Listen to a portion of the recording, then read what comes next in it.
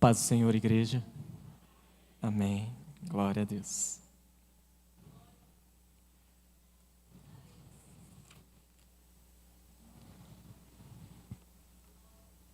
Eu acho que eu estou mais nervoso do que a irmã Valéria.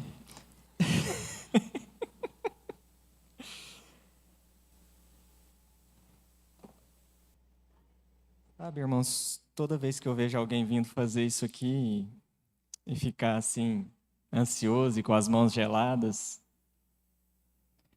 eu gosto de confortar a pessoa dizendo que vai continuar assim. Nunca muda, sabe? Pelo menos para quem tem o temor no coração, né, Bispo Zé? Toda vez que a gente sobe aqui nesse púlpito, é como se fosse a primeira vez. É como se fosse a primeira vez. O coração da gente acelera, as mãos ficam geladas, a respiração fica difícil, porque a presença do Espírito Santo é muito grande. E o peso da palavra do Senhor é maior ainda. E não dá para a pessoa subir aqui e dizer, não, eu estou tranquilo, eu estou achando tudo muito fácil. Porque não é fácil, irmão, você manejar a palavra de Deus. A pastora Demilson, hoje de manhã, na escola bíblica, falava a respeito disso. E ele disse, olha, não pode passar e não pode faltar. Né? Então é muita seriedade isso daqui. Não é um lugar da gente brincar. Não é um lugar da gente dar nossa opinião. Né? Então a gente vem com muito temor e tremor.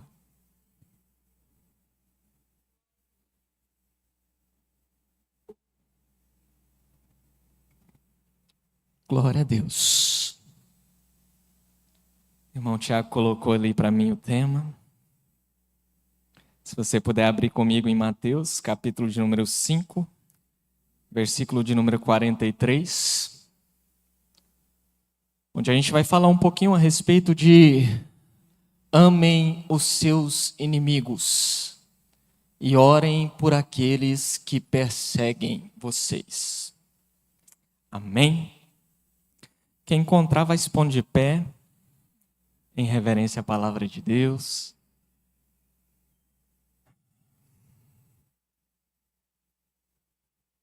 Glória a Deus. Mateus capítulo 5, versículo de número 43.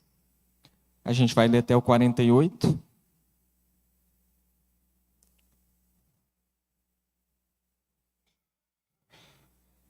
Eu estou lendo na Almeida, Revista e Atualizada.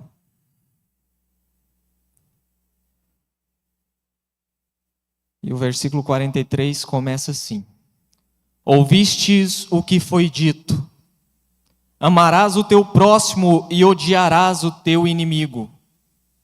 Eu, porém, vos digo: amai os vossos inimigos e orai pelos que vos perseguem, para que vos torneis filhos do vosso Pai Celeste. Porque Ele faz nascer o sol sobre maus e bons, e vir chuvas sobre justos e injustos. Porque se amardes os que vos amam, que recompensa tendes? Não fazem os publicanos também o mesmo? E se saudardes somente os vossos irmãos, que fazeis demais? Não fazem os gentios também o mesmo? Portanto, sede vós perfeitos, como perfeito é o vosso Pai Celeste. Amém? Vamos orar mais uma vez. Senhor Deus, eu te louvo, Pai, porque o Senhor é o Deus que nos deu a tua palavra, porque o Senhor é o Deus que nos permitiu estar aqui nessa noite, porque o Senhor é o Deus que nos dá, Senhor Deus, entendimento, é o Deus que nos dá temor, é o Deus que nos trouxe a salvação em Cristo Jesus. E nós clamamos a Ti, Senhor, nessa noite. Abra os nossos corações, abra as nossas mentes. Ajuda, Senhor Deus, que nós possamos receber a Tua palavra, Senhor Deus. E que essa palavra venha edificar nossos corações. Que a gente possa, Senhor Deus, ter um encontro com o Senhor nessa noite mais uma vez, Pai. Que a gente saia daqui, Senhor Deus, transformados pela ação da Tua palavra, Senhor. No nome de Jesus eu oro. Amém. Pode se assentar, igreja.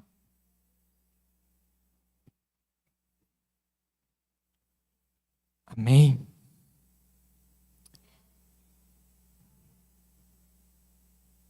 Irmãos, confesso que enquanto eu preparava o sermão, já há algumas semanas, escrevendo, por muitas vezes o sermão parecia pronto na minha mente e depois ele como que fugia de mim, depois voltava mais uma vez a fechar as ideias e aí abria um leque novamente.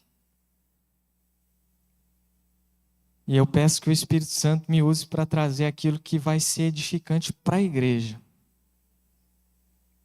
No nome de Jesus. E até a hora que eu sentei ali, antes do início do culto, alguns pensamentos foram renovados aqui. E a gente começa esse texto aqui, ele faz parte do famoso Sermão do Monte, onde Jesus veio e trouxe uma nova visão, uma nova perspectiva para o povo de como é que devia ser o cumprimento da lei do Senhor. E especificamente aqui, ele já começa tratando de um assunto muito difícil. E ele diz: vocês ouviram o que foi dito, amarás o teu próximo e odiarás o teu inimigo. Sabe, irmãos, isso não está escrito no Antigo Testamento. Não tem odiar o seu inimigo. Tá? O texto ao qual Jesus faz referência aqui é em Levítico 19:18, onde diz que é para a gente amar o próximo como a gente ama a Deus. É nesse nível. E aí, pelo costume e a tradição, foi acrescentado: e odiarás o teu inimigo. E esse nunca foi o propósito. Não está na lei de Deus, isso não faz parte. E, sabe, quando a gente fala desse texto, a gente ameniza ele bastante, a gente reduz bastante o peso dele para que a gente consiga aplicá-lo na nossa realidade, porque a gente não vive perseguição. A gente não vive num lugar onde existe esse nível de inimizade que existia no momento em que Jesus falou essas palavras. Então, quando a gente vai falar a respeito desse texto, normalmente a gente diz, não aquela pessoa que te tratou mal, aquela pessoa que te incomoda no trabalho, aquele professor que é difícil na faculdade, aquele colega da escola que te desafia muito, aquela pessoa que te irrita, e a gente toma como inimigo essas situações. E a gente faz isso para conseguir aplicar o texto à realidade onde a gente vive hoje. Mas quando Jesus falou essas palavras, ele falou para um povo que sabia o que era ter um inimigo. O inimigo aqui não era uma pessoa que incomodava, mas era uma pessoa que perseguia, que subjugava, que escravizava, que torturava, que empalava pessoas como sinal de poder. Era um inimigo real. E ele falava para um povo que já vinha com um estigma, com um machucado de ser escravizado pelo Egito. O povo de Israel tem isso dentro deles. Não, a gente foi escravo no Egito. A gente foi escravo ali. E depois disso tudo, de ser escravo, de lutar por uma terra que Deus prometeu para eles, eles ainda trazem novamente um novo estigma de serem levados cativos pela Babilônia, pela Assíria. Então, o público com quem Jesus falava era um público que entendia inimigo de uma forma muito diferente do que nós entendemos hoje. Para nós, a palavra inimigo não tem o mesmo sentido que para aquelas pessoas. Não tem o mesmo peso. Não carrega a mesma dureza. Mas Jesus vira para os seus discípulos e para toda a multidão que ouviu o sermão no monte e diz: eu, porém, vos digo, amai os vossos inimigos e orai pelos que vos perseguem.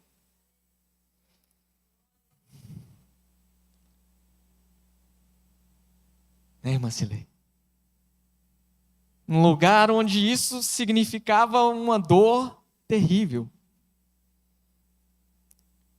Era para você amar aquilo que você mais tinha motivos justificáveis para odiar.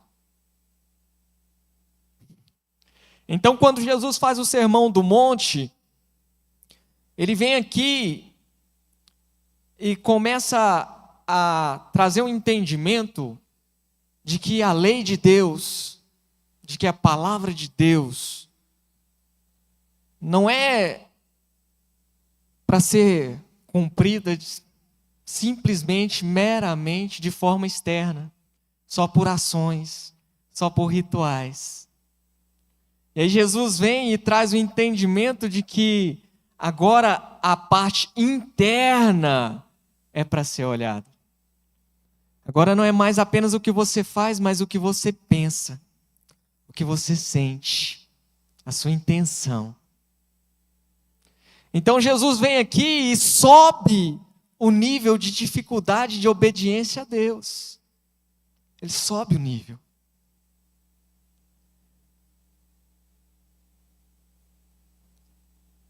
E quando ele sobe esse nível, principalmente no tocante a amar seus inimigos, ele quer dizer que não é para a gente enxergar o mundo, as pessoas, como a gente enxergava, ou como os judeus enxergavam naquela época. Jesus está dizendo que não há separação. O próximo já não é mais aquela pessoa que está do seu lado. O próximo já não é mais o seu vizinho. O próximo é todo aquele que foi feito à imagem e semelhança de Deus.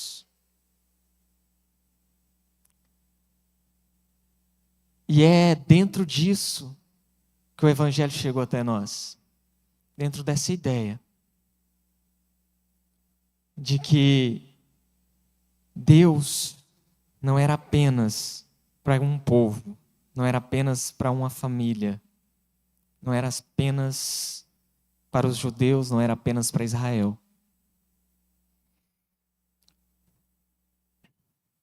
E quando Jesus fala para eles, e essa dificuldade aumenta, a gente percebe aqui.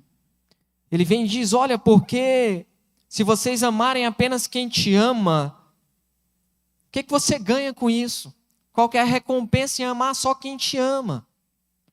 Até os publicanos fazem isso.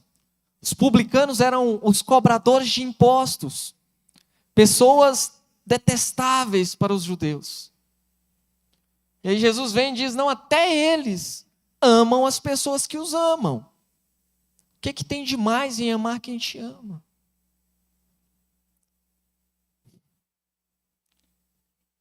Ele vem aqui no versículo 48 e diz: sejam perfeitos como perfeito é o Pai. Sejam perfeitos como perfeito é o Pai.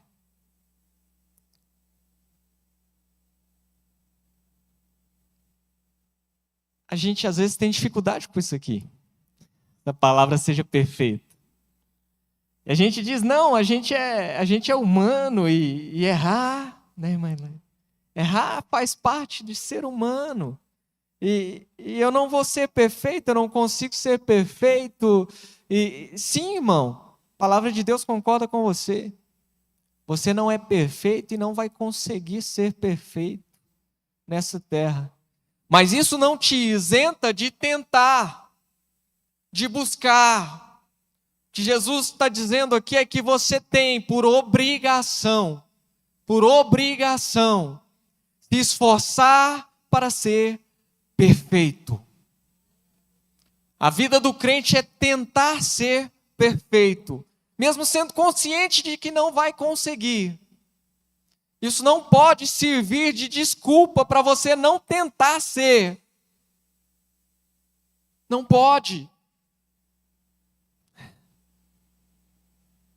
Eu não posso olhar para a perfeição que Deus exige e dizer, não, é alto demais, é inalcançável. É inalcançável. Meu irmão, é inalcançável para nós, mas em Cristo Jesus nós podemos todas as coisas. Tanto suportar as maiores dores, quanto alcançar as maiores dificuldades. Em Cristo nós podemos sim. E nós não podemos justificar dizendo, não vou mais tentar, porque a palavra diz que todos pecam e todos pecaram, e aquele que diz que não tem pecado é mentiroso. E, meu irmão, sejam perfeitos. E sabe o que mais me tocou? A frase que eu grifei foi o versículo 45. Porque logo após falar que vocês têm que amar os seus inimigos e orar pelos que te perseguem, Jesus diz assim, para que vos torneis filhos do vosso Pai Celeste. Invertendo a frase, Jesus está dizendo, se vocês não amarem os seus inimigos e não orarem por aqueles que te perseguem, vocês não são filhos de Deus. Isso é sério demais. É grave demais. É grave demais. Se eu não conseguir amar o meu inimigo, se eu não conseguir orar por aquele que me persegue, eu não sou filho de Deus. Eu preciso fazer essas coisas para me tornar filho de Deus. E eu quero te lembrar mais uma vez, ele estava falando isso para um povo que era perseguido, agredido.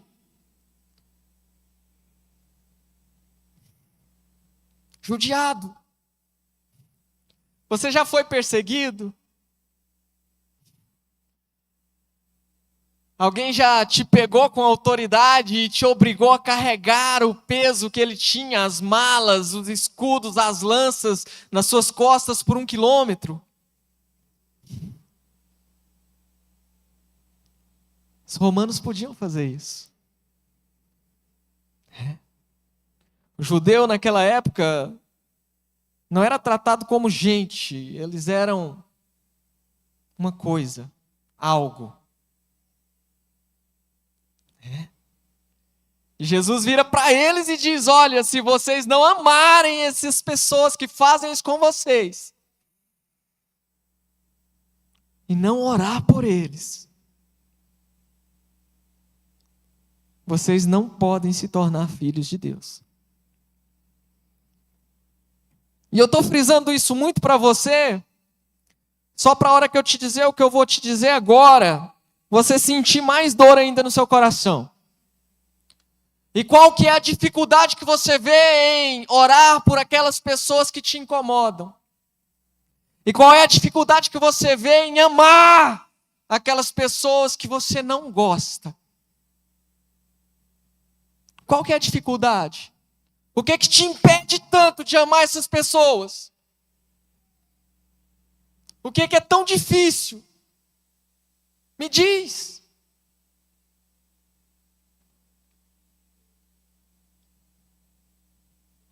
Qual que é a dificuldade que a gente tem no nosso tempo em cumprir essa palavra?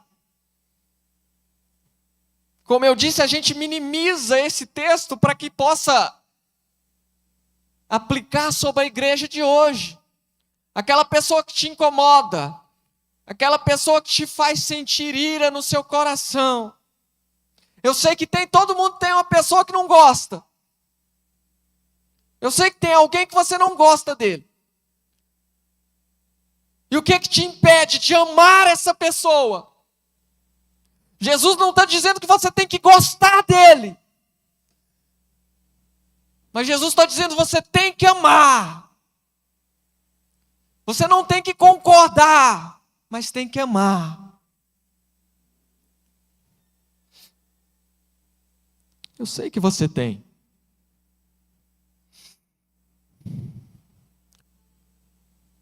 Nós temos filhos, nós temos esposos, nós temos esposas, nós temos pais, nós temos amigos que hoje vivem de uma forma que a gente não queria que eles vivessem. E a gente não concorda.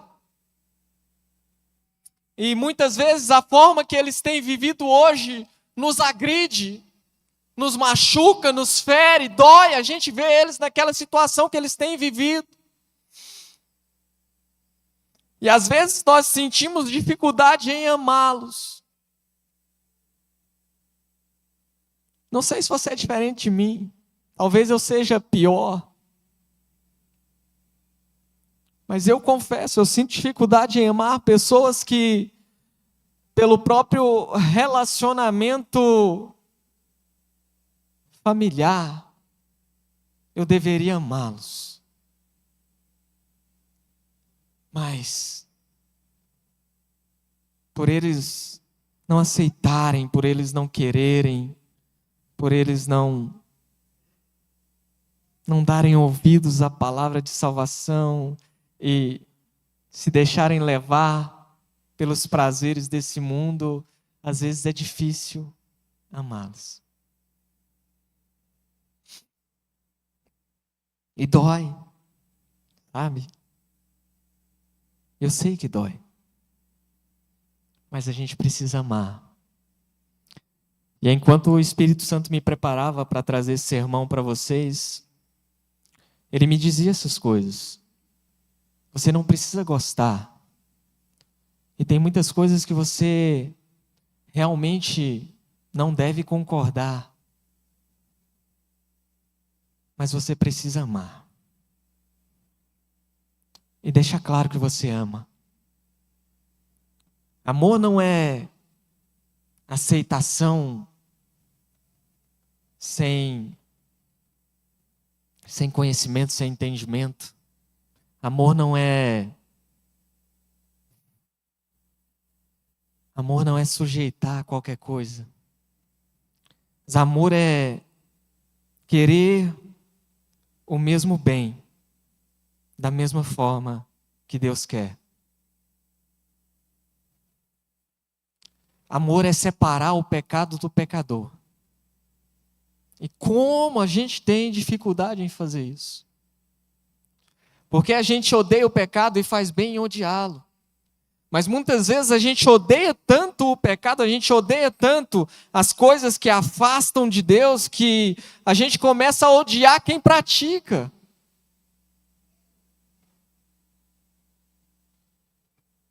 A gente começa a odiar a pessoa. E a gente tem que começar a separar a pessoa das ações, a pessoa da situação. A gente tem que separar. É necessário. Para que a gente possa amar. Da mesma forma. Por que eu concluo isso? Porque, meus irmãos, era impossível para um judeu gostar de um romano. É impossível para um judeu gostar de um romano nessa época. Não tinha como. E para o cristão, a gente não pode entender amor como um sentimento, como uma afeição. Amor para nós é uma decisão. É uma decisão. Que às vezes nos expõe, que nos deixa frágeis e que a gente pode entender como a maior fraqueza do mundo.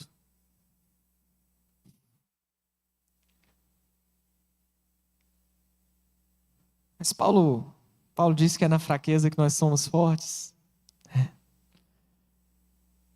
Irmão, a gente tem que conseguir amar. A gente tem que conseguir expressar esse amor. Mesmo que seja aquela pessoa que mais te afronta. Aquela pessoa que afronta o teu Deus. As palavras dela podem não ser aceitas, mas ela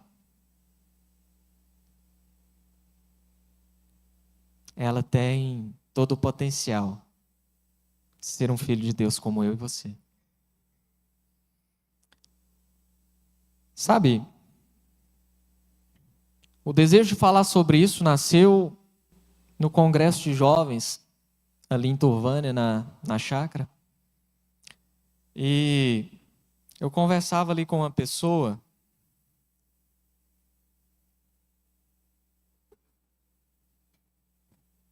a respeito de evangelismo, a respeito de ir e falar da palavra de Deus, que é um desejo da igreja. E fazia muito sentido a nossa conversa ali, a nossa interação, no momento que nós estamos vivendo, aqui na nossa igreja local. Por muitas vezes o bispo Osiel já subiu aqui e falou conosco que o avivamento, ele serve para que a palavra do Senhor seja levada e que isso traga pessoas como resultado. Todo avivamento bíblico que a gente vê, ele é seguido de uma multiplicação dos crentes. Todo avivamento bíblico genuíno, ele é seguido de um aumento do número das pessoas que seguem a Cristo. E se nós entendemos que a nossa igreja local está vivendo um tempo de avivamento bíblico, chegará um tempo de colheita. Chegará um tempo onde pessoas virão para cá. Está vindo aos poucos, mas virá muito mais. Virá muito mais. E aí eu conversava com essa pessoa e eu expus para ela um medo, que eu pensava que era só meu, e eu pensei que essa pessoa, por ser mais experiente na área evangelística do que eu, me confortaria e diria: não, pastor, esse medo que o senhor tem não se justifica, pode ficar tranquilo. Quer saber qual que era o medo? Eu tenho medo das pessoas serem tocadas lá fora pelo Espírito Santo e elas chegarem aqui e não serem acolhidas pela igreja, não serem recebidas pela igreja,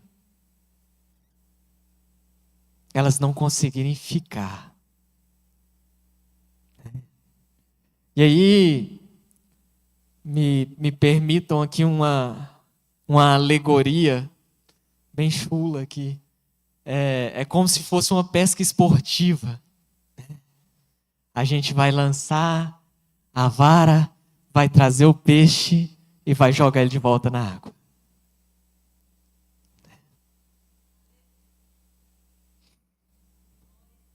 E eu disse para essa pessoa: não tenho medo que isso aconteça.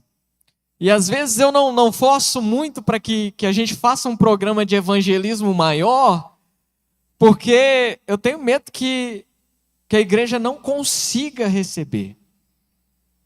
E aí essa pessoa, para minha surpresa. Ele falou, pastor André, eu tenho o mesmo medo. Eu tenho o mesmo medo.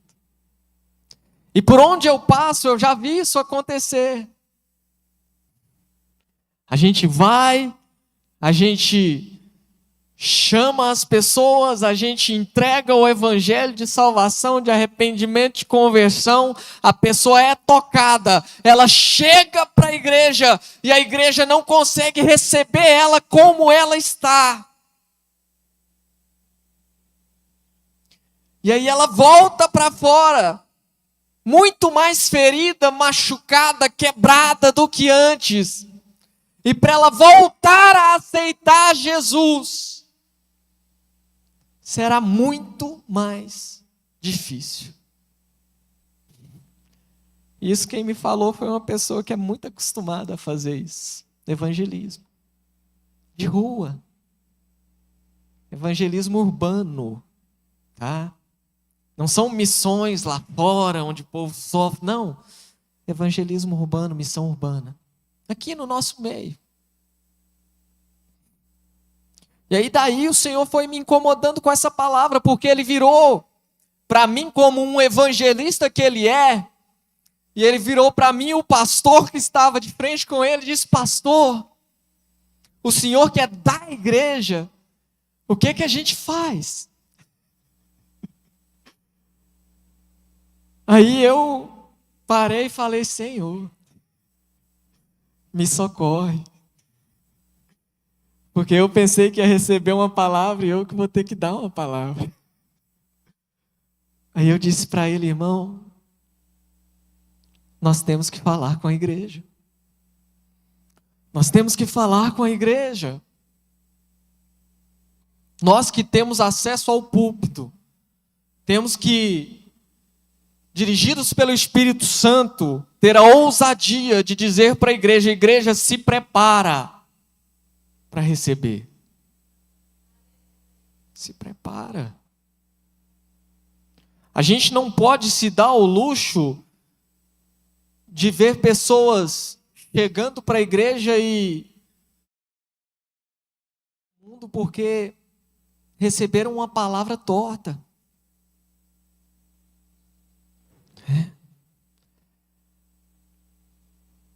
Seguindo aqui, o Espírito Santo me deu direção de dois tipos de situações.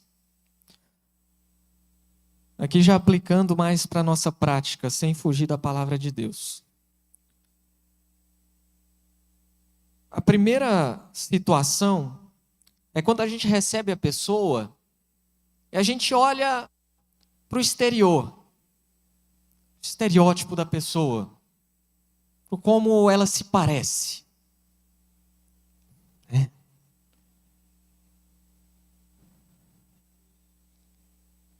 E, meu irmão, para cada pessoa, para cada um de nós, como a doutora Valéria disse, cada pessoa é de um jeito. A gente tem uma diversidade. E para cada um de nós, tem um tipo de estereótipo que nos agrada. Tem um tipo de pessoa que a gente recebe melhor. Tem um tipo de pessoa que a gente olha assim, opa, aquele ali é do jeito que eu acho bom. Tem pessoas que são mais sisudas, mais sérias, mais fechadas. Tem pessoas que são mais alegres, extravagantes, barulhentas. Tem pessoas que querem chegar na igreja e serem abraçados, acolhidos, inseridos em um ministério. E já tem pessoas que querem só chegar aqui e sentar no banco e receber a palavra, e se alimentar, e orar, e falar de Deus para outras pessoas. As pessoas são diferentes, né, irmão Joaquim? São diferentes. Eu sou sisudo, fechado. Quando eu estou ali naquele banco, eu fico bem quietinho, fechado ali na minha situação. Eu me enxergo assim. E talvez muitas pessoas não gostem do jeito que eu sou, quando eu não estou aqui no púlpito. Porque eu acredito que eu seja uma pessoa muito diferente quando eu estou no banco de quando eu estou no púlpito. De banco eu sou encolhidinho, fechado. E às vezes as pessoas podem dizer, não, mas esse pastor é calado demais, é fechado, não dá moral para mim. Mas aí já tem pastores extravagantes, né? Bispo Osiel chega, pega na mão de todo mundo, e, paz, Senhor, alegre, sorridente, né? E às vezes tem gente que não gosta também. Não, esse pastor barulhento demais, essa gravata rosa. Que isso, né? Irmão, a gente tem irmãos aqui que vêm de terno e gravata, né, Bispo Osiel?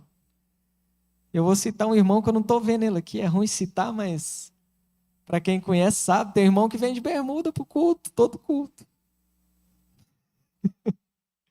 Glória a Deus! Glória a Deus! Sabe, quando a gente olha só para o estereótipo, só para o lado de fora, meu irmão, a gente não conhece. O que trouxe essa pessoa até aqui? Por que ele está daquele jeito? Por que ele é assim? As pessoas não sabem, né, Selma? As pessoas olham para o Bispo Osiel e não sabem por que ele sempre está de terno e gravata. Não sabem.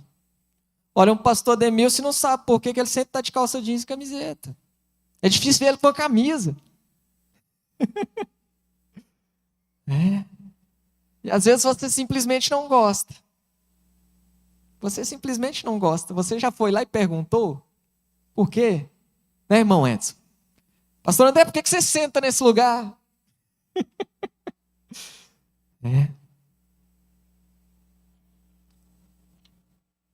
Pastora Selma já ouviu meu testemunho lá em Turvana a respeito de por que eu não me sinto muita vontade de terno. O que Deus já fez comigo. Ela sabe. Às vezes você não sabe. Meu irmão, aqui mesmo, no texto que a gente leu, Jesus diz que o Senhor faz nascer o sol sobre maus e bons. Faz com que a chuva caia sobre justos e injustos. Mateus capítulo 13, versículo 24 e 30, conta a parábola do joio e do trigo. Essa parábola diz que o dono de um terreno foi plantar, e ali ele selecionou a melhor semente e plantou o seu trigo. Mas à noite, enquanto os trabalhadores dormiam, o seu inimigo veio e lançou sementes de joio no meio. E aí quando nasceu misturado o joio com o trigo.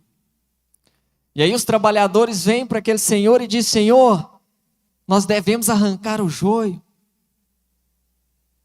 E aí aquele senhor diz, não, de forma alguma. Porque pode ser que quando vocês estiverem arrancando o joio, vocês tirem também o trigo junto.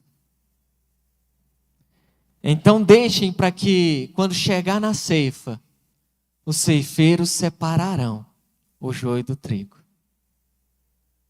Amém? Você consegue entender essa parábola? O Senhor está dizendo que no meio do povo dele, no meio da seara, da plantação, vai ter gente boa e gente ruim. E não tem como você tirar as ruins sem correr o risco de arrancar uma boa. Por quê? Porque você não conhece o interior da pessoa. E às vezes você olha no exterior e você pensa, não, essa pessoa está toda errada. Essa pessoa não serve. Essa pessoa não pode ficar aqui. Mas essa pessoa é uma pessoa arrependida e é uma pessoa que está lutando com todas as forças para mudar, para ser a nova criatura. A gente não conhece a intenção. Eu quero te falar um fato psicológico. Vocês sabem quais são as pessoas mais agradáveis que podem existir no meio da sociedade? Vocês já tiveram curiosidade? São os psicopatas e os pedófilos. São as pessoas que têm a capacidade de serem mais agradáveis no meio do povo.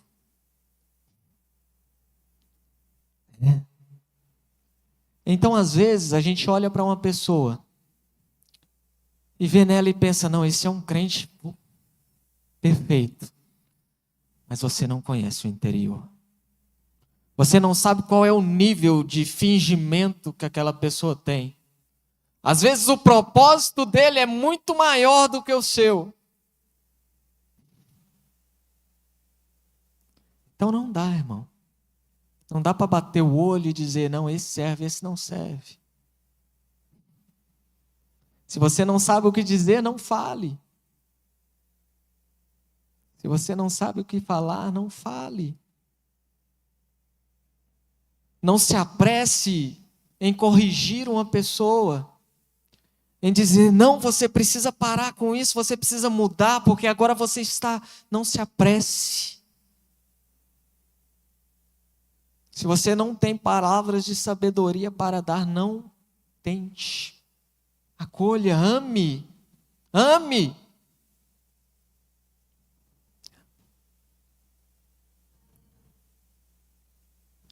Ame.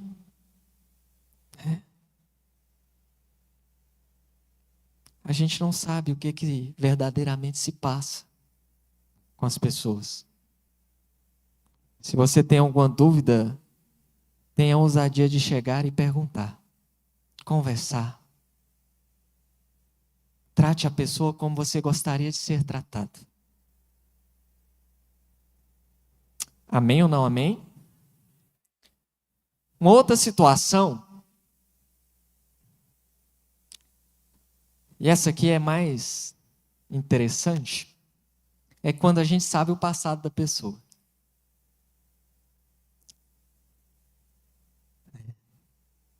Vamos supor aí que o irmão Átila, mas a irmã Sara resolvem levar os jovens para fazer o evangelismo. Eu estava doidinho para fazer isso esses dias. Aí eles vão ali para Imorges, na principal, bem ali no centro de São Luís, né?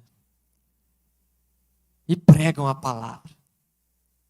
E levam o evangelho do amor para aquelas pessoas que estão passando. E aí pessoas são tocadas pelo Espírito Santo. Pessoas têm o coração movido. E obviamente eles vão convidar para o culto de domingo. E aí essas pessoas vêm. E aí de repente entra por aquela porta ali uma pessoa que você conhece. E que você sabe muito bem o que ela tem feito da vida dela. Você sabe todo o passado. Você conhece desde criança. Alguns que são mais velhos aqui conhecem desde criança. São Luís era pequeno. São Luís cresceu muito de uns 10 anos para cá. Então, 10 anos para trás aí era pequeno. A chance de você conhecer muito bem uma pessoa é grande. E aí essa pessoa entra. E aí você olha assim, você, mas você. E meu irmão, isso não é difícil de acontecer. Em Atos dos Apóstolos, capítulo 9, conta a conversão de Saulo. Paulo, como é mais conhecido para nós. E ali diz que Saulo vinha com desejo de prender e matar os cristãos. E perto de Damasco, para Damasco, ele estava vindo no caminho de Damasco, uma luz do céu brilha ao redor de Paulo e uma voz fala com ele. E os que estavam com ele ouvem a voz. Algo extraordinário acontece com Saulo. E aí aqueles que estavam com ele, quando ele cai ao chão, ele cai cego, com os olhos tampados. E aqueles que estavam com ele levam ele para Damasco. E aí aquele que veio para perseguir e matar é levado inválido para dentro da cidade, carregado pelos outros. E ali ele fica por alguns dias orando e jejuando. E aí enquanto ele faz isso, Deus vem numa visão e fala com ele. Um homem chamado Ananias vai vir e vai orar por você. E você será curado. E aí Deus vai e completa a profecia. Deus vai até Ananias. Diz Ananias, tem um homem chamado Saulo, apelidado de Tarso. E esse homem está esperando por você, porque eu apareci para ele numa visão. E falei que você ia. E Ananias, é para você ir lá e orar por ele. O que Ananias faz? Ananias vira e fala, mas Senhor, eu tenho ouvido de muitas pessoas a respeito desse Saulo. Eu tenho ouvido do mal que ele tem feito para o seu povo. A primeira reação de Ananias é dizer para Deus, mas Senhor, Saulo não, Senhor. Saulo não. Como eu posso orar para Saulo? Saulo persegue a gente. Saulo veio aqui para Damasco para matar a gente. Como é que eu vou fazer? Eu conheço a história dele. Saulo não merece. Trocando aqui, para facilitar o entendimento, Saulo não merece. E o Senhor diz para Ananias, eu é que sei os planos que eu tenho para Saulo. Eu é que sei. E eu vou mostrar para ele o que ele tem que sofrer pelo meu nome. Eu acho que na hora que Deus falou que ia mostrar para Saulo que ele tinha que sofrer pelo nome do Senhor, aí Ananias animou. Ele falou, opa, ele vai sofrer. E é interessante que quando Ananias chega e ora por Saulo, Deus diz, eu vou curá-lo e eu vou mostrar para ele o quanto ele deve sofrer. E aí o que acontece? Ananias ora, Saulo é curado e é batizado pelo Espírito Santo. E é batizado pelo Espírito Santo. Você quer ser batizado pelo Espírito Santo? Você quer que o Senhor te mostre o quanto você deve sofrer por Ele?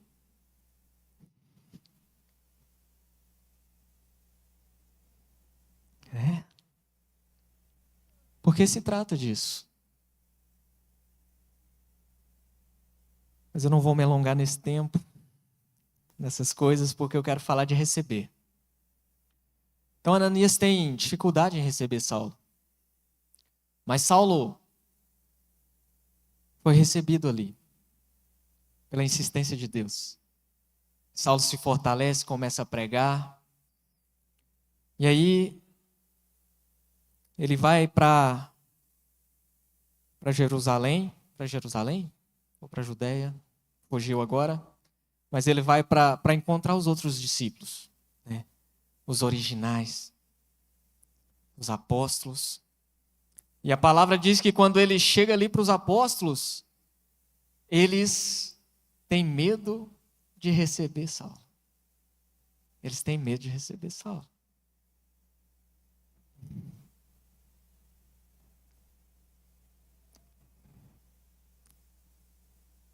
Às vezes a gente quer decidir por Deus quem deve ou não ser salvo. Né, irmã Tânia? Às vezes a gente quer ter o poder de decidir, de escolher. Não, Senhor. Porque a gente tem os preferidos. A gente tem os prediletos.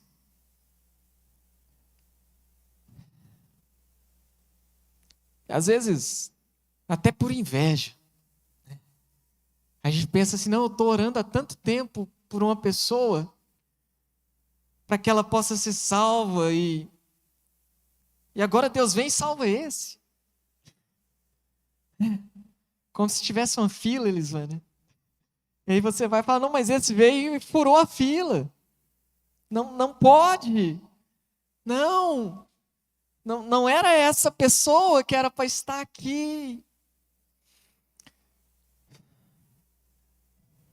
Não era.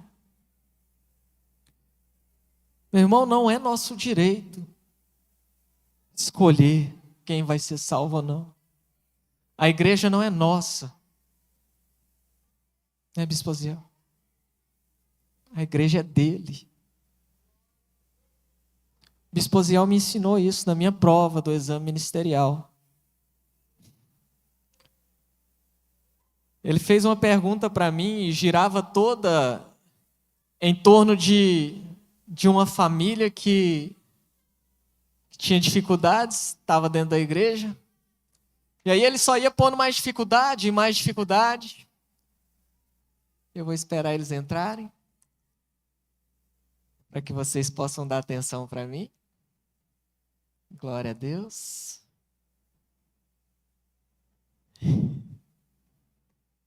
Pronto. Aleluia. E aí o Bispo Aziel foi me apertando, sabe? E aí essa família estava dando muito trabalho, e era difícil, e era um caso de infidelidade conjugal, e era para os dois lados, e era uma confusão. E o Bispo Aziel me apertou até eu falar assim, não, bispo, eu vou excluir esse da igreja. Porque eu não tinha mais o que fazer.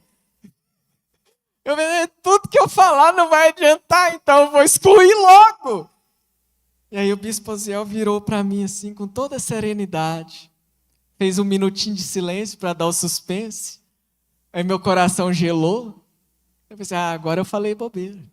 O silêncio veio, porque até então o silêncio não tinha vindo. Ele só estava retrucando. E o silêncio veio.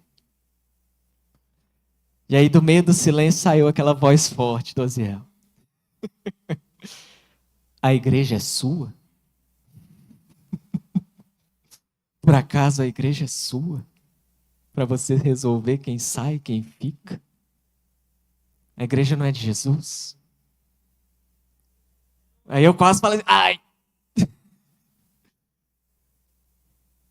Sabe por que doeu em mim? Porque eu pensei nessas coisas aqui. Eu não era uma pessoa fácil de ser aceita dentro da igreja. Eu vim de fora, eu converti com 24 anos de idade. Eu tive meus momentos do mundo ali de fazer coisa que não prestava. E para quem me conhecia desses momentos, tinha muita dificuldade em me receber. Um dia depois que a gente veio para São Luís, já congregando aqui, uma pessoa que me conhecia de antes virou e falou, nossa, eu tinha medo que você desviasse uma pessoa. E hoje você está aqui, pastor.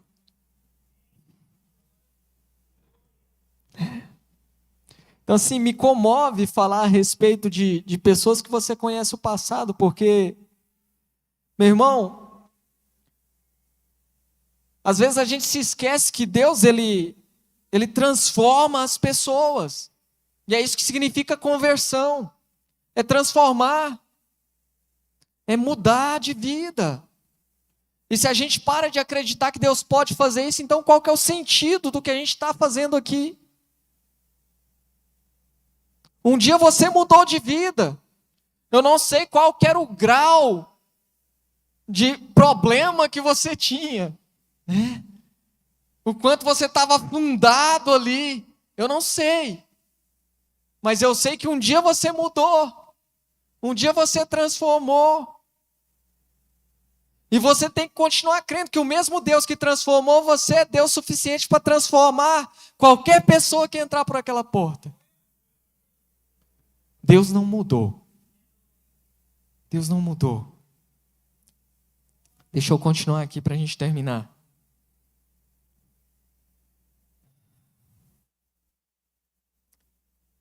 Vou pular aqui. Certo. Falando a respeito de como é receber as pessoas, o Senhor, Ele conta uma parábola das bodas, onde o Senhor faz uma grande festa e Ele convida as pessoas para virem, mas cada um arruma uma justificativa para não estar na festa. Lucas 14, versículo 15 ao 24, conta isso. Um diz que comprou um campo, outro diz que comprou juntas de boi, outro diz que casou, e aí eles não vêm. E aí esse homem que está fazendo a festa, ele diz, não, chamem os aleijados, chamem os coxos, vão pelos caminhos, pelas estradas, pelas encruzilhadas e chamem todos que vocês encontrarem. Eu quero que a casa fique cheia. Eu quero que a casa fique cheia.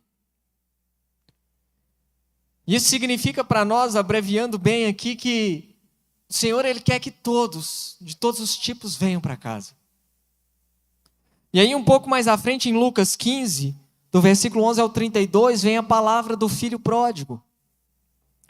E todos conhecem a história do filho que vai embora, gasta todos os bens que recebeu do pai e volta arrependido para casa, e o pai faz uma festa. E aí o irmão mais velho vem e não quer entrar para a festa. Ele não quer participar. E obviamente esses dois textos eles estão falando diretamente aos judeus em relação a receber os gentios para dentro da fé, que era uma dificuldade muito grande que eles tinham. Mas sabe qual que é a dificuldade nossa hoje? É que nós trouxemos esse erro dos judeus para nós. E nós hoje, sendo gentios, sendo um povo que não era povo, sendo pessoas que não eram merecedoras de estar aqui, queremos julgar quem merece ou não. E aí dá para a gente aplicar essas parábolas para nós. O que é um absurdo para o pregador. Aplicar uma parábola que era para os judeus entenderem que tinha que aceitar o povo que não era judeu. E servir para a gente aplicar na igreja de hoje. Que a gente era o povo desse tempo aqui que tinha que ser aceito. É um absurdo poder aplicar isso hoje para nós. Quem mais tem que entender de ser aceito sem merecer somos nós. Somos nós. Quando a Bíblia fala de um povo que não era povo, está falando de nós. A gente não tinha direito à salvação. E foi dada para nós. E como é que a gente pode querer dizer, não, mas assim, assado? Meu irmão, a salvação é de Deus e um dia Ele deu ela para nós. A gente vai querer estar na casa ou a gente vai ficar olhando a qualidade dos convidados? A canção que eles cantaram aqui, que o Senhor Jesus vem para nos buscar e nos levar para Nova Jerusalém. A gente quer estar nessa Nova Jerusalém, a gente quer estar nessa casa espiritual e real, ou a gente quer ficar olhando a qualidade dos convidados que estarão ali e talvez eu não queira estar com aqueles convidados daquela forma. Porque aquela pessoa ali não é aceitável para mim, mesmo que seja para o dono da festa.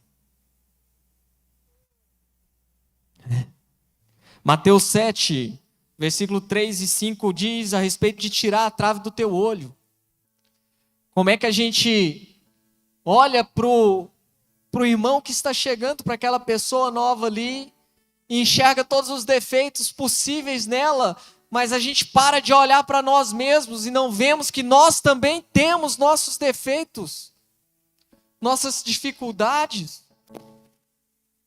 que todos nós estamos num processo, o processo não terminou. O texto que a gente usa para a ceia, 1 Coríntios capítulo 11, no versículo 28, diz que é para o homem examinar a si mesmo. Não fala ali que é para a gente examinar a vida do outro e saber se ele está apto ou não para participar do corpo. Né, irmã Valéria? Não é para a gente olhar para as outras pessoas e decidir se elas estão aptas para fazer parte do corpo ou não. Para decidir se elas têm que ser amputadas ou não. É para nós olharmos para nós mesmos e decidir se eu estou funcionando para esse corpo. Se eu estou funcionando.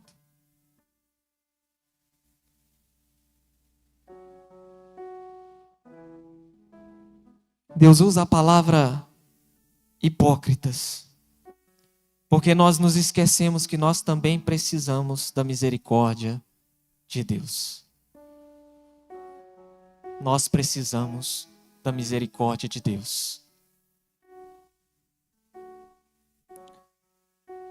Para terminar, abre comigo a sua Bíblia em Romanos capítulo de número 5.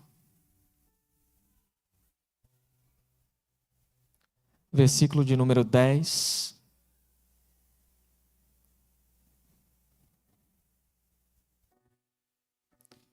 Pode se colocar de pé. Eu quero que você escute esse texto com muita atenção. Eu não vou discorrer sobre ele, eu não vou falar sobre ele, eu vou deixar ele para a sua meditação. Romanos capítulo de número 5, versículo de número 10. Você vai com esse texto para você meditar. Porque se nós, quando inimigos, fomos reconciliados com Deus mediante a morte de seu Filho, muito mais, estando já reconciliados, seremos salvos pela sua vida. Porque se nós, quando inimigos de Deus, fomos reconciliados com Ele, muito mais seremos salvos. Aleluia. Fecha o teu olho. Senhor Jesus, eu te agradeço, meu Pai, pela tua misericórdia, porque o Senhor um dia olhou para cada um de nós e achou conveniente nos dar vida, vida em abundância. O Senhor nos tirou do lamaçal, do pecado onde habitávamos. O Senhor nos deu vestes limpas. O Senhor nos deu sandálias para os nossos pés. O Senhor colocou um anel no nosso dedo. O Senhor nos recebeu como filhos, Senhor Deus, mesmo que nós não tivéssemos o merecimento nem mesmo de sermos escravos, servos na tua casa, mas o Senhor nos recebe como filhos. E que esse mesmo amor que o Senhor teve por nós, meu Pai, a gente consiga expressá-lo onde a gente for, com quem for necessário, Pai. Nos ajuda, Senhor Deus, a amar como o Senhor nos amou, Pai. Porque se hoje nós somos amados, se nós sabemos o que é amor, é porque o Senhor nos amou primeiro. Não merecemos. Talvez nem devêssemos estar aqui nesse lugar, meu Pai, se fosse ver o que merecíamos ou não. Mas, com certeza, a tua misericórdia é o que nos sustenta, é o que nos fortalece. E que essa misericórdia esteja em nós, Pai, para que a gente estenda ela a todos que aqueles chegarem aqui, Pai. No nome de Jesus. Amém. E a glória pra sempre, teu domínio e o poder.